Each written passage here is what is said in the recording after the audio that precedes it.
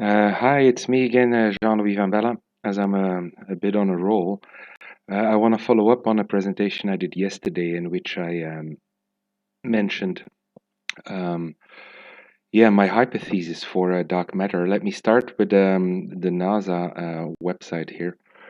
What is dark energy? The answer is nobody knows. What we do know, a Nobel Prize was awarded in 2011. To astronomers basically who said, if you look at the motion of galaxies far away, it's clear there's a lot more matter there than what we see. And it's strange because if there's so much matter there in these, we were talking about high energy zones, they should, we should receive a signal, a radiation or the equivalent of radiation. So based on the geometry, the gravitational effects of that matter, it turns out that these are probably more recent than a few years ago. Dark matter and dark energy together combined are about 95% of the matter, matter, antimatter, and then the dark matter and dark energy counterpart of the universe. So less than 5% is the particles that we know. And as you can imagine, I am going now to the listings of the particle data group, which is a great source. As you can see, the particle zoo, about which people complained in between the two world wars, we always found more and more unstable particles, which we try to explain in terms of, later than all kinds of new particles, hypothetical particles. Quarks are still, for me, hypothetical. The experiments are smoking gun physics, as I call it. While we see and observe this and that, and based on very complex calculations, the theory that quarks, gluon, color charges would combine in this and that way, and give rise to the particle reactions that we see. That's sort of the reasoning. So the mainstream physicists are, in that sense, not very creative, I think, and that's where. I came in a little bit with new theories, where I tried to come up with what I say is a more classical, realist interpretation of quantum physics, in which the good old laws of charge conservation and the fact that so far in nature we have observed only an electric charge. We can talk about nuclear forces and whatever, but nobody has really found a nuclear charge. It's what unit would you use for it? Right, the Einstein or the Yukawa. And the same goes for color charges. When you look at these things, you wonder what is the dimension in which unit, physical unit, and I'm talking about the 2019 system of SI units, which has been revised. What kind of units would we use to, step into that very strange world of all these models?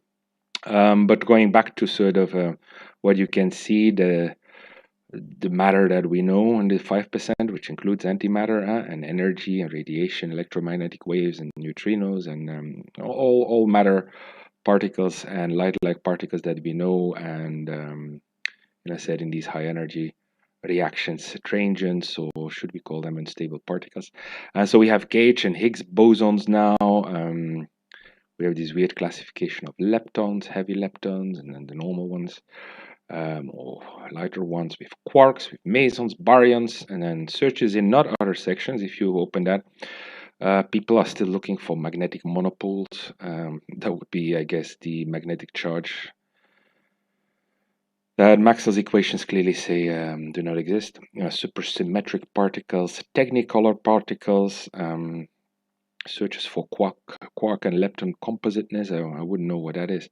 Extra dimensions, hidden dimensions, and then if we click on that, the WIMP and dark matter searches. These limits, so they are looking for a new category of particles that would explain dark matter, dark energy, but using what has been shown not to work, right? So I didn't want to put a brick on another brick on a large building, a Tower of Babel, that is about to collapse, I think. May last another 10, 20 years probably, but I think it's going to collapse. And so I want to advance my hypothesis. I wrote a paper on that, and for some reason it's much less popular than my other papers. While I think it's really an interesting one, a simple one, straightforward one, where I talk about an anti-force. It's I realize now that term is not well chosen. It's more like a mirror force of the electromagnetic force. And so I'm going to talk about that, but in the end, I'm going to refer to this paper because a lot of the things I won't talk about, I will go very fast in this lecture, are in this paper. So let's get on with it. I said for me the most fundamental equations, also at the quantum Planck scales, are Maxwell's equations. So we can go over them, and the thing that strikes me, and that's where I call my theory of dark matter the last application, or the most fundamental application of Occam's razor principle. Occam's razor principle, there's a lot of confusion about that. A physicist held lectures on that, said, well, you know, it's about choosing a theory which is simpler than other theories and at the same time explains everything. I think we have a theory of everything. That's what I defended yesterday in my lecture. The thing, though, is that for me, an application of Occam's razor principle is that you know, the mathematical possibilities that you have in your description of reality, of the world, including you know, this dark matter that we need to explain, it should correspond to physical possibilities. So then you have a mathematical or logical or philosophical or metaphysical model, whatever you want to call it, that is complete. All of what's in there and all the possibilities, and I'm going to talk about plus and minus signs that we can put in front of certain quantities or operators. You know, that should correspond, if it's logically consistent, the set of equations that come out of it, to something real. And I said that 95% of matter, which is referred to as dark matter, dark energy, I think it can be explained by a sort of a mirror force or a mathematical possibility that I see in these Maxwell equations, and it's like the last symmetry that has not been exploited or being explored. And so I will do that now. Yeah, let's get on with that. I wanted to say something else about it, but Maxwell's equations, let's quickly review them. I'll take a purple color. We have basically, Gauss' law. Flux is positive for a positive charge. Flux is negative for a negative charge. So is there a degree of freedom there? Sort of, can we put a minus sign and then say that makes sense? No, we can't. Why? Because Gauss' law basically is based on the principle of, you know, like charges, two positive charges or two negative charges will repel each other, and opposite charges, they will attract each other. So no matter how you choose your conventions, as you know, there's a bit of a contradiction between engineering conventions and physical conventions. Charge conventionally flows from positive to negative, while we know it's the electrons that are much lighter than the protons in material, and so it's the electrons that move, not the protons. So charge is always a flow of negative charge. But in any case, even if you would change that convention, stick to a physical one only, or a different one, or reverse them, or whatever you want to do, you would still arrive at that law, and you cannot just put you know, a minus sign here and say, oh, this makes sense physically. It does not. And it also doesn't make sense in this kind of mirrored world that I'm going to try to describe, which would be dark matter, dark energy work. We have another principle. The second law is this one. The flux of the magnetic field is zero. That means basically there is no such thing as a magnetic charge. And also I think magnetic monopoles, which would be magnetic charge, you know, we will never find them because they don't exist. That's very simple. Again, here we can put a minus sign, of course, but it is in the it's the same, minus 0, plus 0. The thing where it becomes interesting is Faraday's law. You know, a changing magnetic field will generate an electric field, and in the fourth equation, then we have other effects, other laws, Lenz's law, and whatever. But the a charging magnetic field will generate an electric field, and that electric field will, exert when on a charge. When a charge is there, an electromotive force. And so the force law in yeah, that still holds. But that's where I wonder, like, maybe there's, well, the same force, it's an electromagnetic force, but kind of a mirror force. I will talk about various terms maybe to label that. It's not a dark force. Uh, well, maybe it is a dark force because we can't see it. But that's why, yeah, I'm not gonna go into this. These are semantics, and I don't want to do that. But we have a law, the Lorentz law, who says basically the force is, we have fields, but fields aren't forces. A field exerts a force, or when a charge is there, when a charge is put there, and that force is this wonderful combination of an electric field and magnetic field multiplied in a vector cross product with the velocity of the charge that we have there. So there's no new force in Faraday's law. There is no such thing as I said, there's no magnetic charges. It's just like when charges move. The electromagnetic force law is it's not like gravitation and just a one-dimensional force. If something goes there, no, we have indeed we need these vector operators, divergence and curl. But that's where I started thinking, like, here we could possibly, and I'm gonna show immediately why. Where we thought, like, yeah, we can imagine a different electromagnetic force. To make things clear, I'm gonna probably go straight away with that, and then come back to these mathematical conventions, right-hand or left-hand rules for vector cross products, or the way we choose our coordinate frame. That all wouldn't change in my analysis. You need to stick to mathematical conventions to have a consistent description also of that other force that might be out there. That's what I write there. So then we have the fourth law, which says base circulation of B is equal to the current, and in space and time how it changes. These are all dynamic equations. Plus then time derivative of the electric field times 1 over c square. We can rewrite that in terms of magnetic or electric constants, because c square is 1 divided by the product of the electric and the magnetic constants. I really want you to look at the 2019 revision where these equations and also the fine structure constant, where it's shown that these are just the basic fundamental constants in nature, and they're all related, but there's nothing mysterious about it. The illustration I wanted to make is, let's assume a free space, as it's called, so that we have a space where there are no charges and no currents. It's an irrealistic case, because then Maxwell's equations reduce indeed to the waves of the equations of electromagnetic waves. We have law 3 here, this one, and then because we have no charges in space, we have this one, law 4, where I said we have no current, so the only term that is real is there.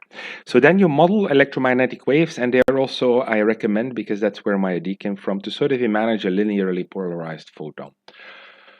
So that's a light-like particle. We know the electric magnetic field is 0, except at the place where the photon is. And then you see sort of as that photon, that point-like particle moves, as the only particle that really has no size or dimension, or might have a very, very, very tiny one, but they haven't discovered it. If it is there, it's much, much smaller than electrons or protons. But yeah, it's a linear phenomenon at the point x, y, z, where it happens to be, and at time t, you will have a certain strength of the electric field vector, and then the nice thing is that you will also have a magnetic field vector whose magnitude is related. This is the magnitude of the magnetic field to the magnitude of the electric field vector. It's the same basically, but divided by c. A system of natural units. because of this area. What is stronger, the magnetic force or the electric force? Well, you need to look at them together, and then it depends a bit on your units. What is a stronger magnitude than the other? But you can write it like that, and that's sort of where I am, applying straightforward mathematical conventions. The imaginary unit as a rotation operator, which I mention a lot when I talk about the usefulness of quaternions and wave function representation of particles.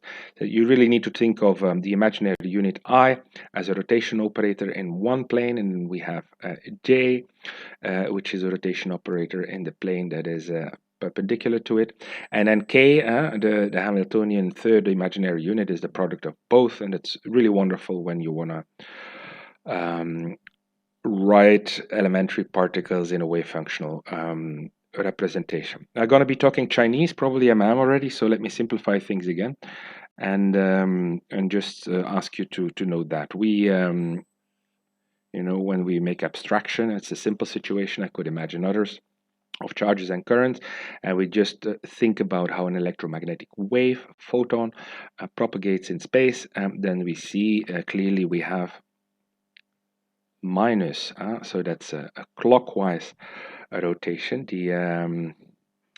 I often say it, well, it depends on which direction you're looking, that the magnetic field vector lags the electric field vector by a phase difference of 90 degrees. So when you look in the other direction, of course, it precedes it one. That's where it's a bit difficult to talk about left-handed or right-handed. I often say the electromagnetic force is left-handed, and so I'm thinking of the dark or this equivalent dark force, electromagnetic force, or its mirror equivalent as a right-handed force. I think I should choose the terms mirror force, or terms such as clockwise and counterclockwise. But here clearly we could put a plus here, and we would have a force that could theoretically exist, and it would be indeed a force that we couldn't observe, because the matter particles that are made up of this force, I mean, I refer to my electron and proton models, where you have a charge rotating, generating an electromagnetic field that keeps it spinning around the way it does. So it's a little small perpetual model, but we could imagine that we have a plus sign is there, and then that kind of particle, an electron, a dark electron, would not interact with our normal matter electron, because it changes the structure completely. And so we would have also dark photons that I often say that wouldn't have the same handshake, so to speak, or the handshake that is necessary to interact with an electron in our world, in the matter-antimatter world that we live in. So I don't want to talk too long, so I will let you think about these things, because there's two possibilities with this lecture. Either you switch off immediately. I think many people do, but I do think it makes sense. The thing is, so I imagine that our mathematical conventions, so like a right-hand rule for a vector cross product, what I'm showing here, right-hand rule for a vector cross product, which in turn, a right-hand rule depends on a correct or a convention for our coordinate frame. We have left-handed and right-handed coordinate frames. There was quite of a mess in the 19th century, but now everybody agrees that we should always refer to a right-handed coordinate frame. So that would not change. Our mathematical conventions would not change, and they can't change, because we are describing here a hypothetical mirror force. We're exploiting a degree of freedom in a set of physical equations. And so we shouldn't change our conventions, because then we're doing nothing. When we're changing a plus or a minus sign in these equations, as we will be doing very shortly, to indeed do what is possible here, to imagine a different electromagnetic force, a mirror, or a clockwise or counterclockwise, depending on what you look at. We can imagine it, but we must stick, of course, to the very same definitions of we must use a right-handed coordinate frame, and the same definition of what a vector cross product A times B is, A cross B is, so etc., etc. To make a long story short, it's going to summarize and then move to next. We can imagine, and I think it's the only reasonable explanation for dark matter energy, an electromagnetic force. It would be electromagnetic, would have the same structure, but a sort of a different handshake or whatever you want to call it, that would be equal to, the force would be equal to, it would act on a charge again. We would have, I said, because the first law of Maxwell can't change, but we would have a minus sign. And this is very special. So kind of the signature of the magnetic, but the magnetic force, I said, is a special one. We must always, the force is, magnetic force is Q times this vector cross product. So then we would indeed have, kind of a new force, and we would also have like new photons, because if we do take that same example in free space here, no charges, no currents, of course you will say that's not realistic. The electromagnetic wave must be generated by some source, and it must be a charge or an accelerating charge or planar waves, spherical waves, whatever, they all have a source. But we could imagine that we would have, photons, electromagnetic waves, doing the opposite. If we look at one direction and say that the magnetic field vector of a photon lags the electric field vector with a phase difference of 90 degrees, we would say then it precedes, and vice versa. I mean, depending on how you look at it. But think of that actually, where we would have, taking into account all conventions, and I don't know if I'm looking in the direction of propagation or against it. I think against it. We would have in the normal world, a photon that would respect this law. Consists of an electric magnetic field vector, so that's a bit artificial. But it would not lag or precede. It would precede.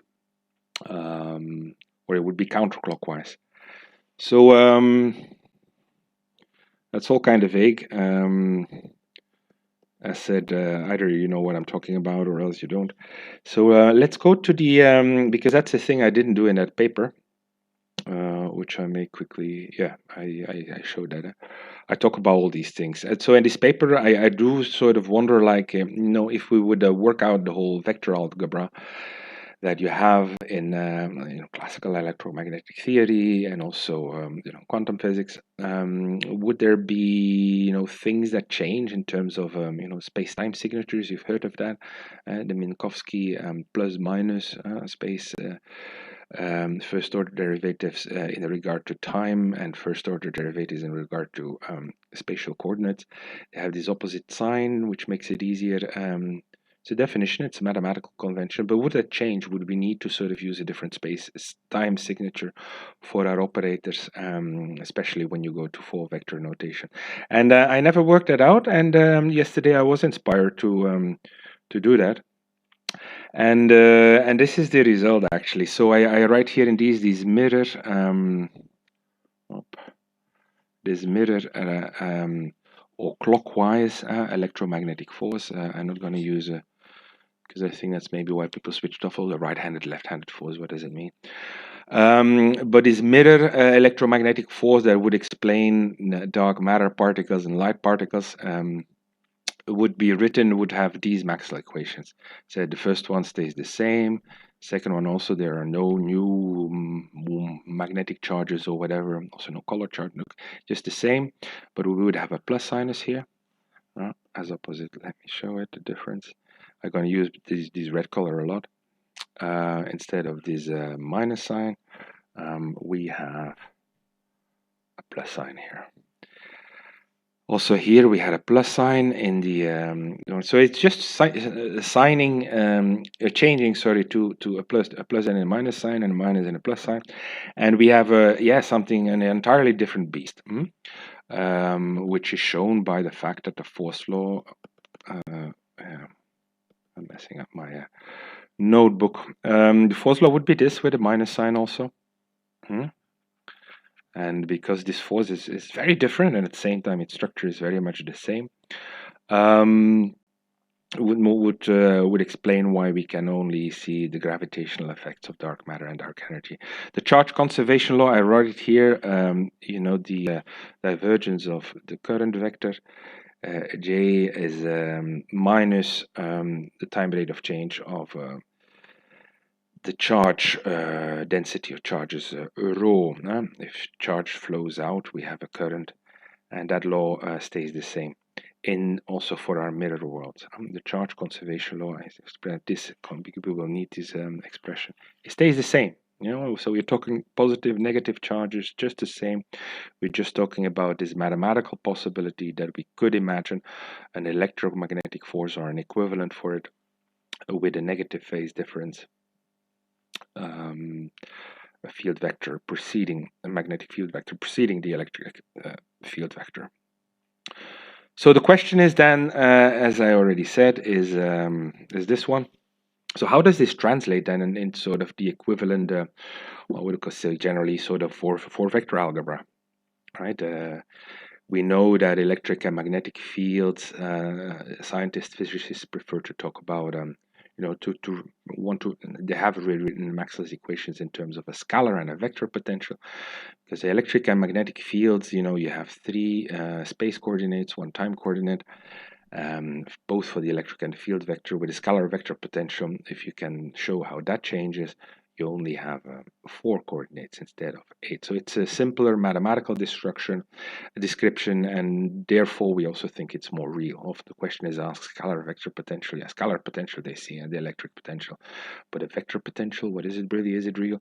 I think it has been shown to be real, but I'm not going to go into the detail. There is this... I cannot recall the name right now.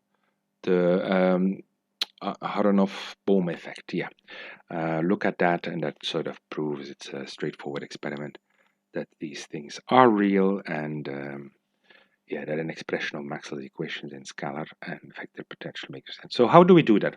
Well, let's first take the divergence of the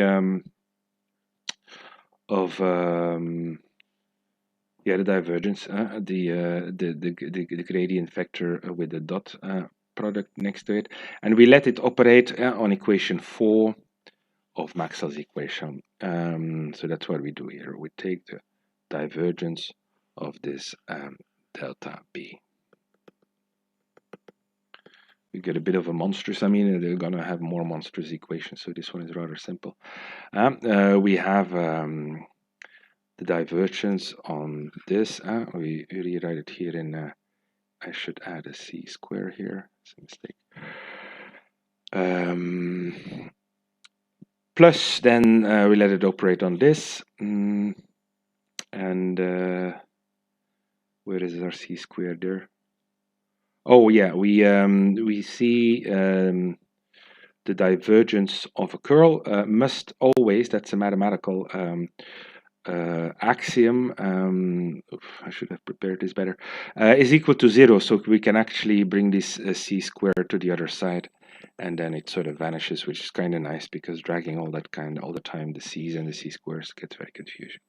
So we rewrite then, we had a minus, I think, it's equal to 0, so we can make a plus, and we arrive at this expression, the divergence of the current vector, plus, what am I rewriting here? I'm using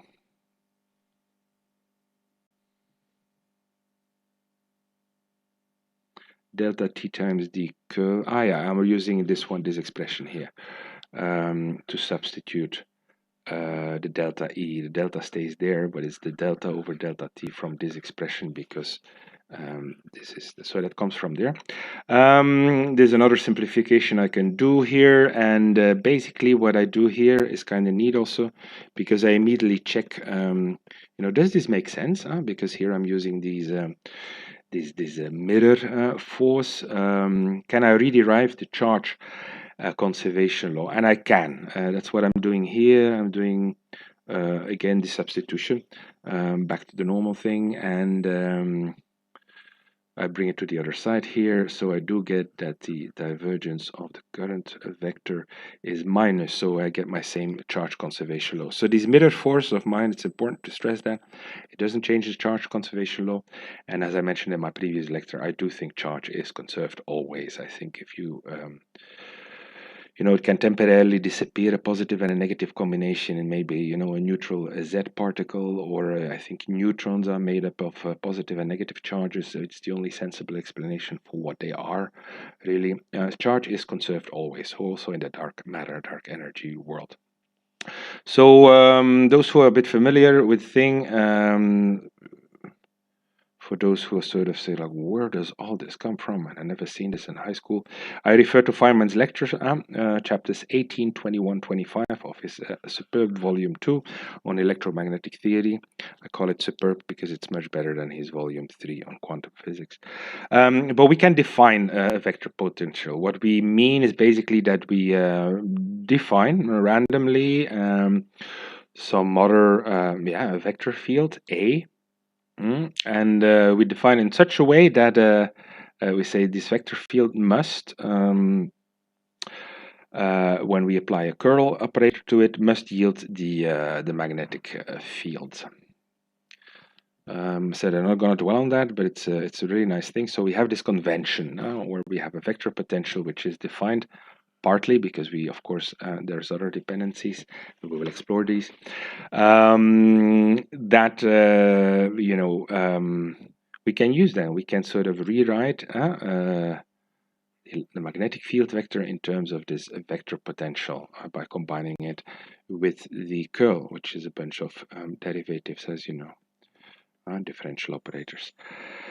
So equation 3 then in Maxwell's law becomes, the curl of E. The curl of E is equal to plus, the B. We replace the B by what we agreed on here. So I'm cleaning up all the way. So that becomes an expression like this. We can bring it to the other side. So we then basically get this E. The electric field vector field, it's a vector field, minus the time derivative of this new vector potential.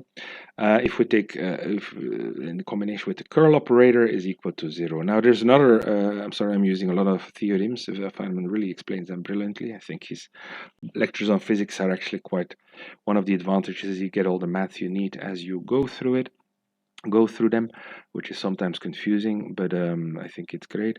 That's what we see here is, we have the curl of some vector field, which is equal to 0.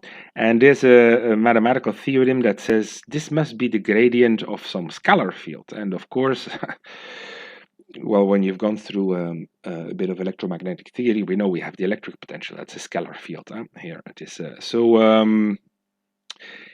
We will choose. We can choose, but we choose the scalar potential, the electric potential, and it must be the gradient. So we put the gradient, but we can choose any field. So we actually put this is a trick or a convention, I would say, in this derivation, that we put a minus sign in front of it. Okay, so far so good. So then we have what do we have? Minus this vector field will be equal to, if we choose that, we say we have this vector field and it must be the gradient of something. We chose this. We can rewrite this as this here. This is very important. These two, this definitional formula and this derived formula using our definition, are very important. So we will say, where are we getting to? You will see that in a moment. We can substitute these two things in, or substitute this one in particular, in the first equation of Maxwell, and then that should yield that. Yeah, let's see. Here I did that. First equation, so this is the same thing as that, and then we can rewrite this like this. Yeah, we have the Laplacian operating on the scalar potential, and then the delta A is there, the time derivative, and this one comes from here, and it's equal indeed to rho, the charge densities, divided by the electric constant. I'll say, okay, so that's equation 3. You'll say this doesn't look nice, but you will soon see that we will have it actually does look nice, because this one we will put straight here, And this is something I talked about in my lecture yesterday. This is a functional form that speaks to, we wrote this one, classical case for the electromagnetic force. We have that, plus. I'm not sure about the minus and the plus. I know, it's okay. Yeah, because in the 4-vector potential you will see it changes. But the wave equation in 3D space always looks like that, actually. Laplacian, it operates on a function, a wave function, which can be a vector or a scalar, minus 1 over c square. So this actually defines all the possible shapes and forms of waves. We can have planar waves, spherical waves, and then we have other constraints we will put on them. But that's sort of, the equations like this, the Laplacian on a field minus 1 over c square times the second order time derivative with regard to the same field is 0. That's really a wave equation. And so it has no particular secrets, and that's why we wanted to derive that one. Let's go back. So we already have one really nice well, it's not a wave equation yet, because I don't have the second time derivative. It's gonna become one. It should become one. Let's hope, because now we are here. We again go to 4. I said we already played with that one. Yeah, but let's play some more. We can rewrite it as the c square. I take it to the other side. Put it now here. And so this one was implicit in that one. That was c squared times e0, and that c squared all goes there, so that's fine.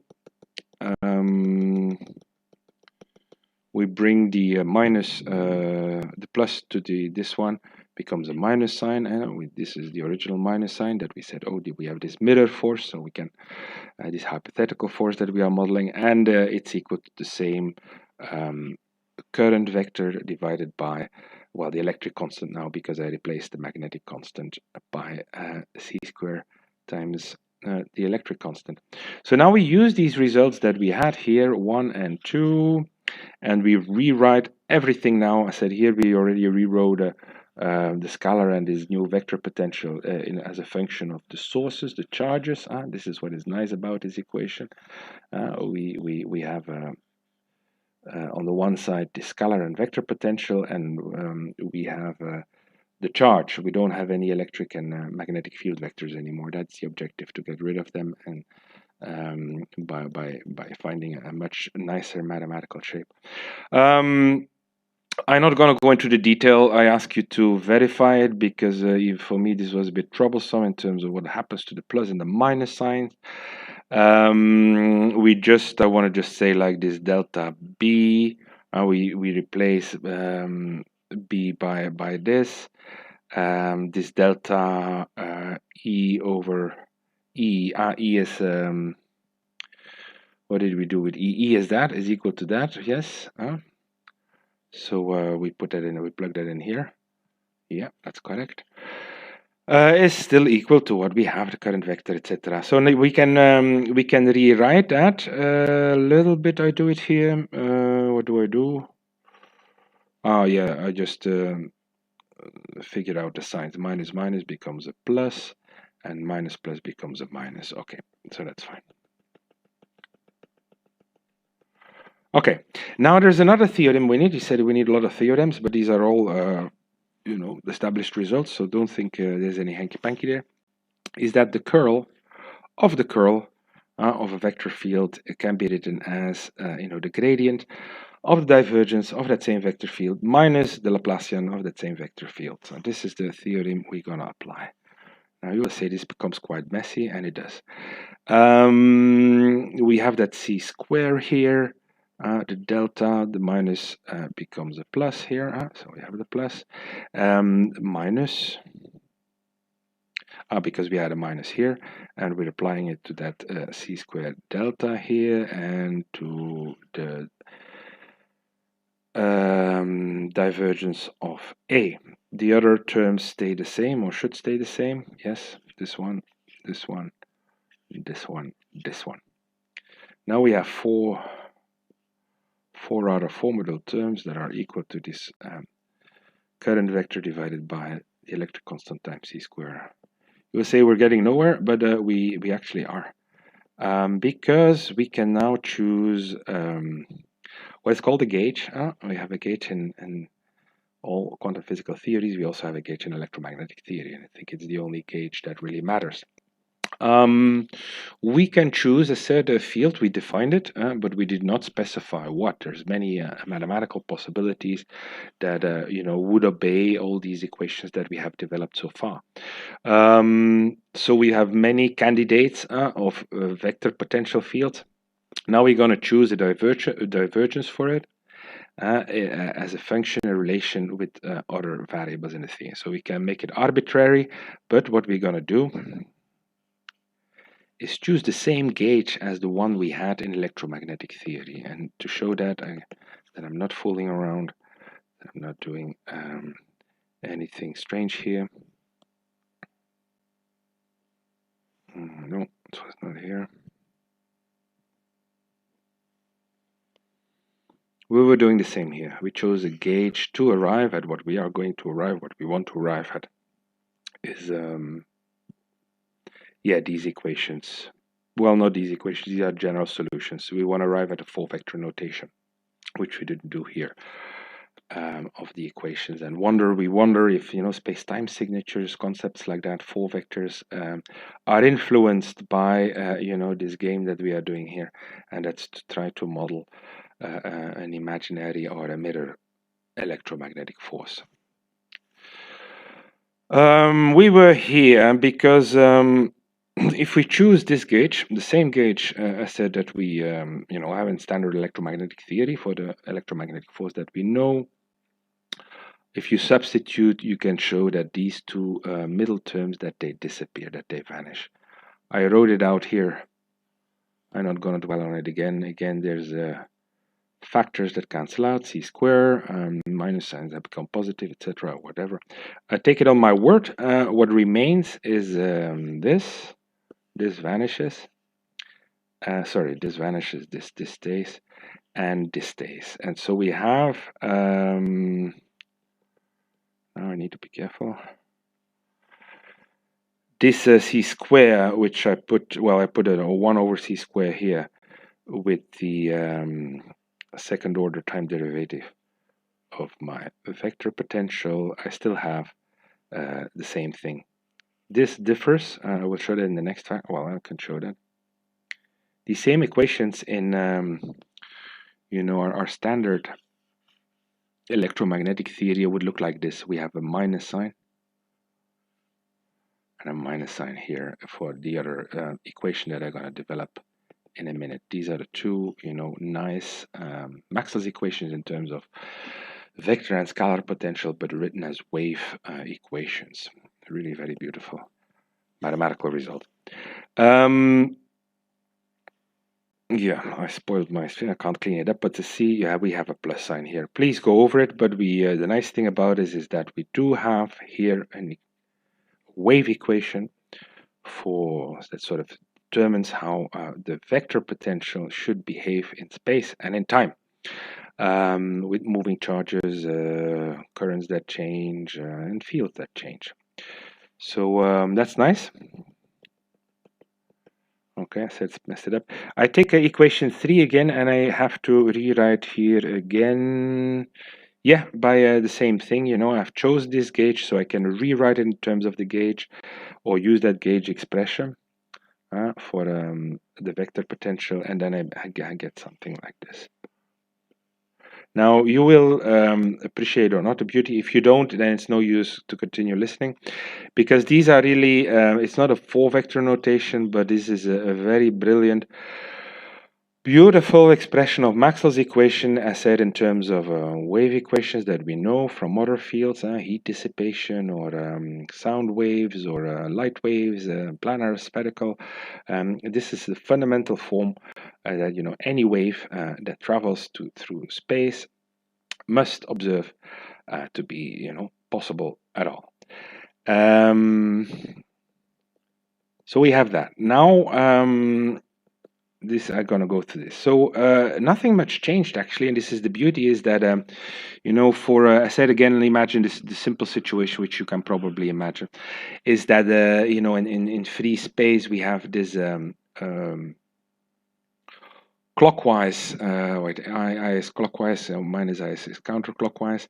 The mirror force would only differ by you know, a plus sign here in this equation. What does it mean actually? It seems that you know, the only thing that would change if we would go to these dark matter, dark energy worlds, imagine we can reach them and walk around there, it would appear that the currents go from minus to plus in the conventional sense, or from the non-conventional physical sense from plus to minus. So it appears that all currents are yeah, going the wrong way.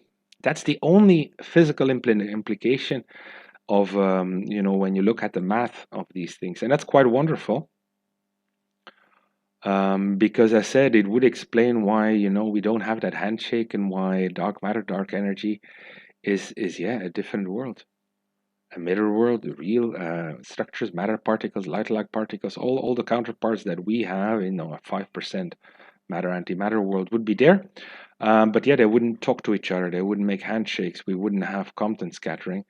Just because of this, it seems, you know, we have a plus sign in front of the current vector. It becomes even more beautiful, and because that's the goal, and I haven't done that yet, when we indeed go to these four vector notation and we think about space-time signatures, you know, where do we put a plus and where do we put a minus? We know that in a four vector gradient operator, it's a nice illustration, is that we have a plus sign in front of the time derivative and a minus for the spatial derivatives in regard to spatial coordinates. We could also, you know, do another convention, say this plus plus.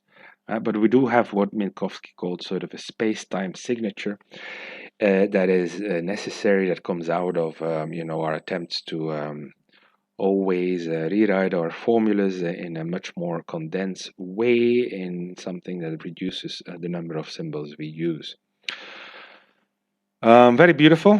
So we don't need to define, you know, a new or an opposite space-time signature when we try to imagine this a dark force or mirror force. The definition for the D'Alembertian, which you may have heard of, so we have a four-vector equivalent of the gradient operator. Yeah, I don't know if there's an equivalent like a D'Alembertian or an Einsteinian or something, or a word for that. Let's just a four-vector gradient operator. If we take the four-vector gradient operator and we let it operate on the same vector gradient operator, we have the four-vector equivalent of the Laplacian. The Laplacian is this. So that's delta square of delta x square plus you know, the second order derivatives. Okay, that should be obvious. So our four vector equivalent, and this is in standard theory, I'm not inventing anything new here, this is the beauty, that I said I don't need to change my mathematical conventions or do weird stuff to find beautiful equations for my mirror force. The D'Alembertian would be this, the second order time derivative minus our three-dimensional equivalent of well, the three vector the Laplacian, the dot product of two the gradient of the gradient. So if you understand this, maybe you don't, but then you really, you know, this vector algebra is necessary to appreciate the beauty in these equations. Then you arrive at you know, we can rewrite this like this, because I said this D'Alembertian is the time derivative minus the spatial, works on the spatial coordinates, three-dimensional Laplacian. And so we have that here. We have the time derivative, second order time derivative, and then our Laplacian. And oh, sorry, I'm talking about this equation. Well, we can talk about the first equation is here with operating on the vector. The A that is here, the vector potential is here. And if you write this out, so this is just sort of a stronger, a very strong symbol, an operator which is equal to this operator. And if you apply that to A, you will see you get exactly the same expression, except that the plus, but this is because of these minus signs here. The minus sign becomes a plus sign. And we have the same for the scalar operator. So these are our two very beautiful equations that summarize all of Maxwell's equations in our world.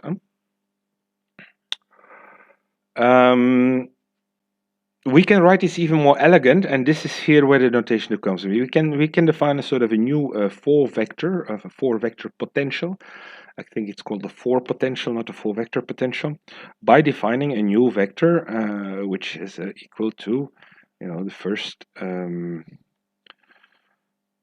is coordinate, so to speak, is the scalar potential. The second one is the vector potential in the x direction, y direction, and z direction. So we have a four vector here, and we can write it like that. And so this is this symbol. And then yeah, we can, if you substitute this by this, you see that these two equations, we can write them in one magnificent simple equation, also defining this of an equivalent four vector for which works on which consists of rho, and then the current in the x direction, the current in the y direction, and the current in the z direction. Wonderful.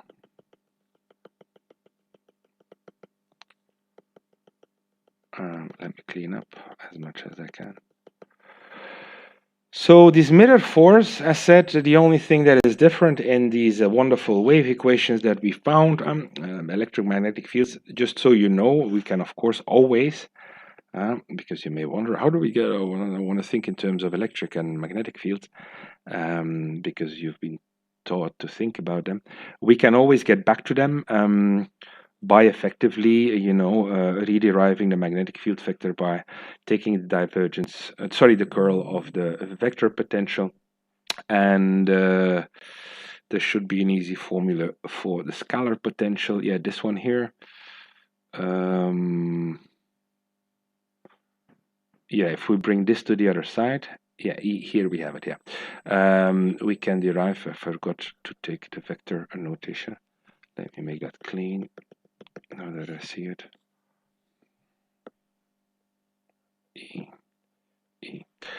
vector field E. I can recalculate it from the scalar and the vector potential by applying this formula.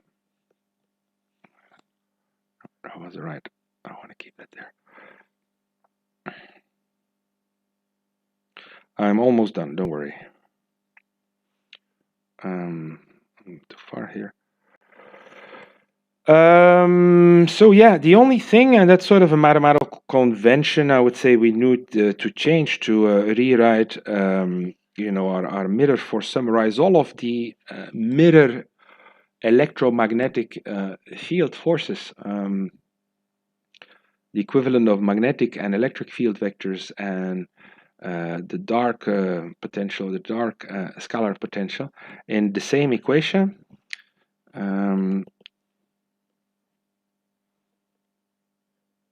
Divided by I must say here we normalized time and distance units, so C is 1, otherwise we have a C squared there, so we have a bit of a new electric constant also. I mean, you need to recalculate when you redefine your time and distance units. You need to recalculate, your constants are going to change, their magnitude, not their physical dimension. So that's what we have, and the only thing that changes is indeed that our four vector J, which is a shorthand for charge densities in space and in time, and how currents work, again has this minus sign in front of the three-dimensional current vector. And that's it, really. So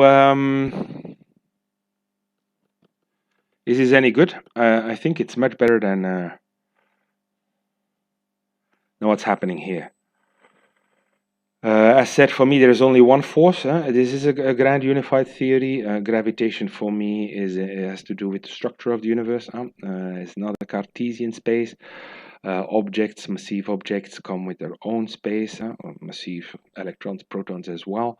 For me, it's quite natural. What Einstein said is that why would the space that surrounds an electron and a proton be Cartesian? Why would it have to? Why can't it be?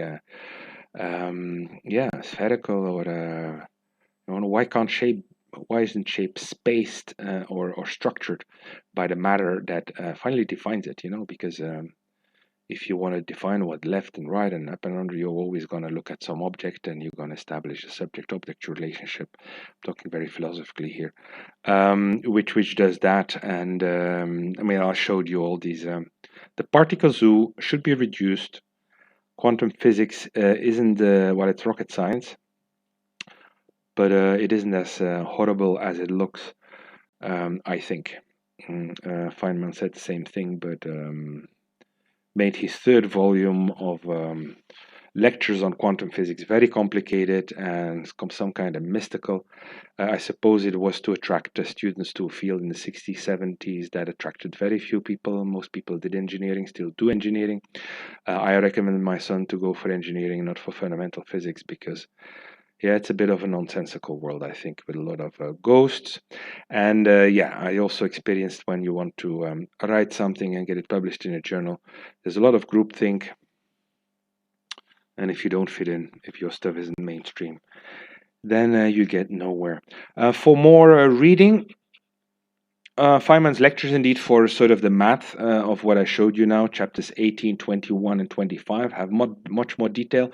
Also, sort of are much longer and will show you, the electromagnetic fields in various circumstances, as Feynman calls it. Electrostatics, electromagnetics, electrodynamics. Magnetostatics and magnetodynamics. For an explanation of how I got so far, there's this paper, An Anti-Force to Explain Dark Matter. This one, it's long. It relates things to other themes you might be interested in, like this CP symmetry breaking. As you know, a lot of explanations in physics are, this is a symmetry breaking. In this case, charge isn't being conserved. In this case, the law that strangeness must, or other strange quantities must be conserved isn't being followed. There is time reversal. There is this, there is that. I think in some of the situations, actually, the existence of this anti or mirror force could actually explain why symmetry probably isn't broken. We could imagine maybe in particle reactions, that's probably how we could confirm one day my hypothesis. I'm not sure, but I'm gonna go over very quickly maybe. Yeah, this is what I write here, the explanations. This here I talk about this handshake. It's actually instructive because I do Feynman's story has sort of a theory about a left-handed world, a left-hand mirror image of a real frog, and the left-hand frog, would not survive in this world, in our world. And it's sort of a metaphor. It's a funny one, but I guess you read it. I talk about Occam's razor principle here. I say, this is a serious hypothesis. I think it is. I was very, I thought this is going nowhere. But going back, I think the fact of the matter is indeed this, what I write here. A Nobel Prize was awarded to different teams of astronomers who independently discovered a whole lot of matter in our universe. Most matter, 95% apparently now. I thought it was only 80. Is there, and mainstream physicists have absolutely no idea about how to go about it in terms of modeling its structure and true nature. Quantum field theory and confined quarks and glue and color charges are useless in this regard, at least, and I also think in other regards. Can we prove it? Well, maybe one day, yeah. I think the worlds must mix. Matter and antimatter mix. They annihilate each other, but cosmic rays, high energetic particles, we can observe antimatter. So I think it's a matter of time where we might observe or be able to produce dark matter or dark energy in our high energy labs. I'm not seeing how it can be done at the moment, but I think it, 20, 30 years from now, people will do it. CPT symmetric. I said signature here. I went sort of. I thought we would see an opposite space-time signature, which is there and which is not there. I said it's not there in terms of the symbols that we use, the conventions that we use for a mathematical formalistic model to describe the mirror force, but it would be a world in where the one thing that would happen is that currents would seem to go in reverse. So positive charges and negative charges would be positive and negative charges, but current would flow in a different direction, and magnetic effects. And we would basically maybe they don't flow in the different direction, but it would be because of the magnetic effect that it's reversed. It follows. It has a different behavior. I haven't worked out all the geometric illustrations. I said this is where Feynman is really brilliant in his lectures in these chapters. I quote, for when he goes through these derivations, he says, "Look, this is how it what it means in the real world when you have a charge that moves or radiation or another electro radio wave." And I haven't done that. It would be sort of a rewriting volume 2, but using this equation throughout. And then, you would have a much more precise idea about what dark matter, dark energy might be, and a much more precise idea than I explained now why we can't observe it except for the gravitational effects of it. Just to conclude, none of what I wrote here, as you can see, has to do with gravitation. So dark matter, dark energy is just obeys the same laws. Gravitation. For me, it is massive objects or less massive objects, dense matter, like protons, electrons. These objects come with their own space, and it's not a Cartesian space, it's a curved space-time, taking into account relativity also. So I think you can have fun with that. I'm a bit tired of these things. I'm tired of hearing myself talk also. So I will conclude. Again, I've been talking for an hour, so yes. Have a very nice weekend. Thank you.